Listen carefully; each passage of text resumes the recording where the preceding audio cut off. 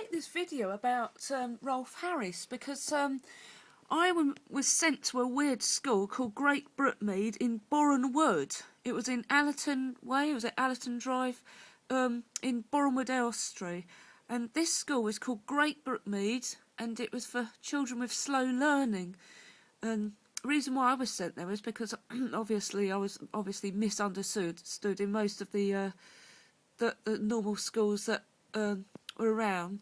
So obviously my brain obviously works more on the right hemisphere. So that's probably why I was sent to that school. But I want to tell you something about this school. It played a big role in my life where that school is, because when I was first brought to the Jehovah's Witness Kingdom Hall, they didn't have their own Kingdom Hall at the time, so they used that school for the meetings. And I remember one lunchtime, I was becoming a little bit uncontrollable because you had to be made to sit for 2 hours. And I remember 2 Jehovah's Witnesses took me into some back room, and I remember falling asleep. But I want to know what really happened to me.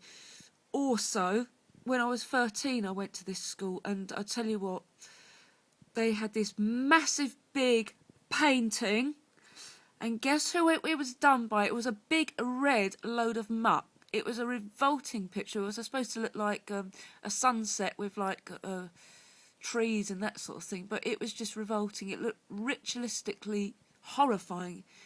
And the person who painted on that wall was Rolf Harris. Now, if anybody sees this video and remembers if anybody went to that school in between more or less the 70s, I joined that school in 1986, but I was taken there in the 70s to the Jehovah's Witness meetings. So I would want as many people to come forward and tell me if they remember being at that school, and if they've got any memories of Rolf Harris going to that school more than once. The headmistress was called Erica Gibson. So please leave comments.